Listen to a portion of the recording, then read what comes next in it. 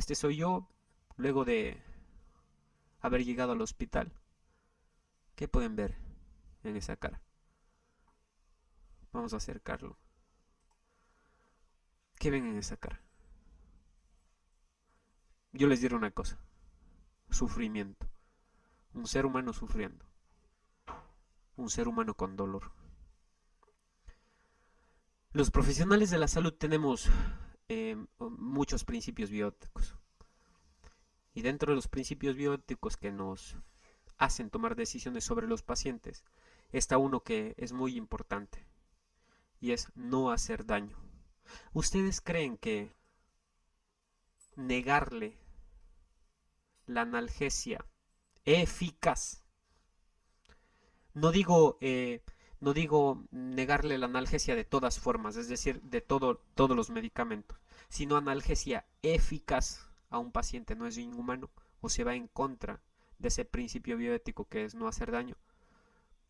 Porque un paciente puede llegar con muchísimo dolor, como es este caso. Créanme que el dolor era insoportable. Yo sentía literalmente que esa pierna me la estaban desgarrando, estaban poniéndola sobre el fuego de una fogata. Es como sentí el dolor yo.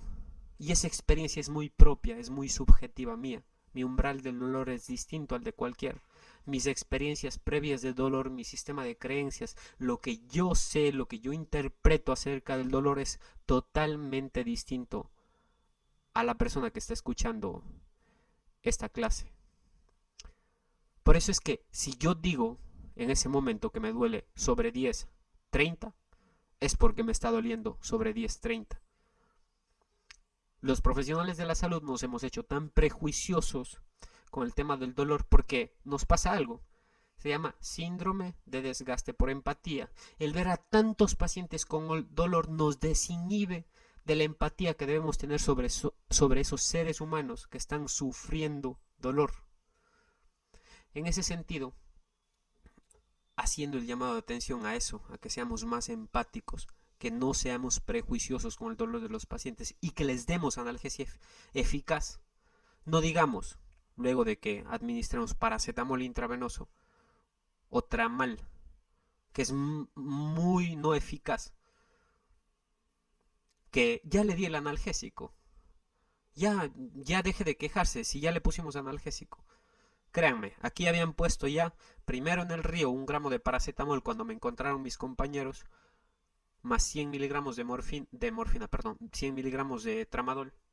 No fue eficaz en lo absoluto, no me redujo ni siquiera un punto en el dolor, lo acuerdo.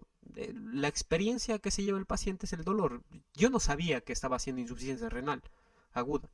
Yo no sabía que estaba haciendo síndrome compartimental. Lo que el paciente sabe es que le duele. El paciente no sabe que tiene coagulopatía, el paciente sabe que le duele. Y esa ansiedad al final es peor para el paciente. Genera al final también síndrome de dolor crónico. Yo hoy tengo síndrome de dolor crónico. Hay días en los que súbitamente llegan dolores. Pero eso está asociado por una falta de eficacia en la analgesia en el agudo cuando pasan las cosas. No seamos prejuiciosos.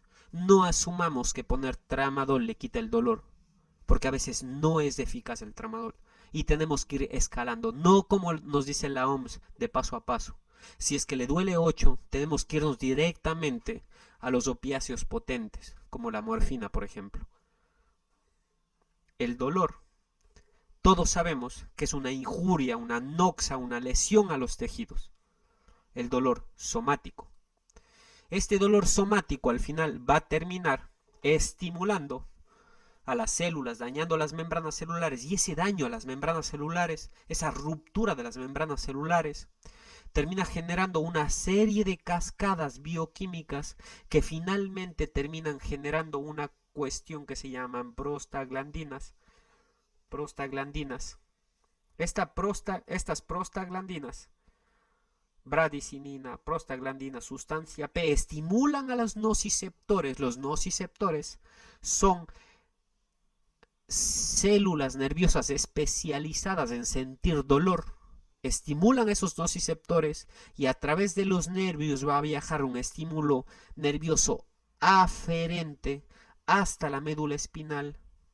Luego se va a ir por la raíz dorsal hasta la médula espinal, hasta la raíz dorsal de la médula espinal, de la sustancia gris de la médula espinal. Aquí una interneurona, la segunda neurona, la neurona de segundo orden, va a cruzar hacia adelante y a través del tracto espinotalámico va a subir el estímulo doloroso a través del tracto espinotalámico hacia el tálamo. Y una vez que llega al tálamo, una tercera neurona, una neurona de tercer orden, va a llegar a la corteza cerebral en donde sentimos e interpretamos el dolor.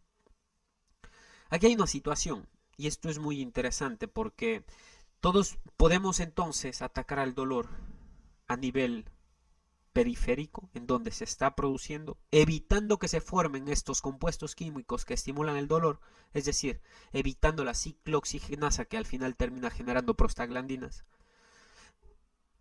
Aquí, justo donde se une la primera neurona con la segunda neurona a través del uso de opiáceos, reducir el estímulo de la segunda neurona para que la vía del dolor, es decir, para que el dolor no suba al tálamo y luego a la corteza, o a nivel central también con opiáceos, con paracetamol. Es decir, la analgesia multimodal es mucho más eficaz que utilizar analgésicos a dosis altas de forma aislada, utilizando distintas zonas de la vía del dolor, desde donde se genera el dolor hasta por donde se propaga, es que podemos hacer analgesia más eficaz. Me duele, no se imaginan cuánto. Ahí están los chicos, suerte no les picó a ellos, les mordió. Me duele increíble. Ay, por estas cosas es que las ambulancias deberían tener analgésicos potentes y suero antiofídico. Por estas cosas es que si no te duele el dolor ajeno, eres parte del problema. Si un video como este o ponerte en los zapatos de esa persona que está sufriendo no te hace reflexionar acerca de la eficacia de la analgesia, créeme que eres parte del problema. Algo de humanidad acerca del dolor, por favor. ¿Qué recomiendan todas las guías? ¿Qué nos recomienda la evidencia? Pues esto: el opio, los opiáceos. ¿Qué nos recomienda también la evidencia? La ketamina. Todos sabemos hoy, según la ciencia y según la evidencia, que la administración, por ejemplo, de fentanilo por paramédicos es segura, que la administración de fentanilo, de morfina y en general de múltiples analgésicos potentes en el ambiente prehospitalario por paramédicos y de paracetamol intravenoso también es eficaz. No solo el paracetamol como coadyuvante buscando analgesia multimodal. ¿Sí? Morfina, fentanilo, ketamina, paracetamol. Cada uno de estos medicamentos actúa en alguna zona específica de la vía del dolor. Estos medicamentos deben ser usados en aquellos pacientes que tengan dolor severo, aquellos pacientes que tengan en las distintas escalas o formas de evaluar del dolor catalogado como severo, es decir, 7 para arriba, de 7 a 10, depende de la escala que utilicen o la forma en la que evalúen el dolor, pero todos los pacientes que tienen dolor severo deben usarse directamente analgésicos potentes. No puede ser posible, pónganse en mis zapatos o en los zapatos de todas las personas que sufren dolor, que cuando llegue una ambulancia o llegues a consulta de un hospital o llegues a donde sea y le pidas que te alivien el dolor y digas me duele 10/10, te pongan paracetamol intravenoso. Deberían buscar desde las distintas vías del dolor hacer analgesia multimodal.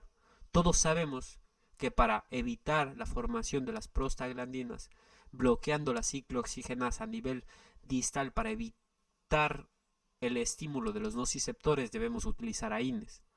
Para bloquear la vía del dolor en la médula espinal debemos utilizar morfina o fentanilo. para bloquear más o menos en el tálamo, en algunas zonas del cerebro a nivel central, debemos utilizar ketamina, también paracetamol. Entonces, haciendo analgesia multimodal y utilizando estos fármacos potentes, al final vamos a hacer más eficaz la analgesia y vamos a reducir el sufrimiento de sus pacientes. Estos fármacos son seguros, pero antes hay que capacitarse, antes hay que tenerlos, hay que saber utilizarlos y hay que buscar la forma de hacerlo de una forma segura. En nuestro sistema es muy habitual que tengamos tramadol, pero no solo pongamos tramadol, también pongamos y busquemos analgesia multimodal y pongámoslo siempre con paracetamol, sobre todo cuando estamos abordando el dolor severo. 1 gramo de paracetamol más 100 miligramos de tramadol es mucho más eficaz que los dos de forma aislada, porque el paracetamol potencia el efecto del tramadol. Y también podríamos utilizar ketorolaco y ahí estuviéramos haciendo analgesia multimodal. El gran problema del ketorolaco es que es un AINE y en el contexto de mordedura de serpientes no se tiene que utilizar. Recuerden, los AINES no se utilizan en mordedura de serpientes. Es lógico porque estos AINES alteran los factores de la coagulación a través de la ciclooxigenasa y al alterar los factores de la coagulación, sobre todo en las plaquetas, ¿qué es lo que va a pasar? Va a pasar que en un paciente que de por sí ya tiene efectos hemotóxicos, pues se van a hacer más graves. Y un paciente que a veces también presenta insuficiencia renal, ponerle un AINE no es la mejor idea. Pero yo quisiera hablar un poquito más acerca de la analgesia. Tenemos aquí frente a Noé, a la morfina, a la amitriptilina, a la gabapentina, a los inhibidores de la recaptación de serotonina. Todos estos son distintos fármacos que hoy se utilizan para el dolor, porque buscan distintos mecanismos de acción, hacer efecto en distintas partes de la vía del dolor. Pero de repente llegó el tramadol. ¿Y qué demonios es el paracetamol? Perdón, el tramadol. ¿Qué demonios es el tramadol? El tramadol es una mezcla rara. Es una especie de mutante. Porque tiene efectos en los receptores opiáceos. Tiene efectos de recaptación de serotonina. Y al final, ¿qué es? ¿Es un opiáceo o no lo es? ¿O es un inhibidor de la recaptación de serotonina?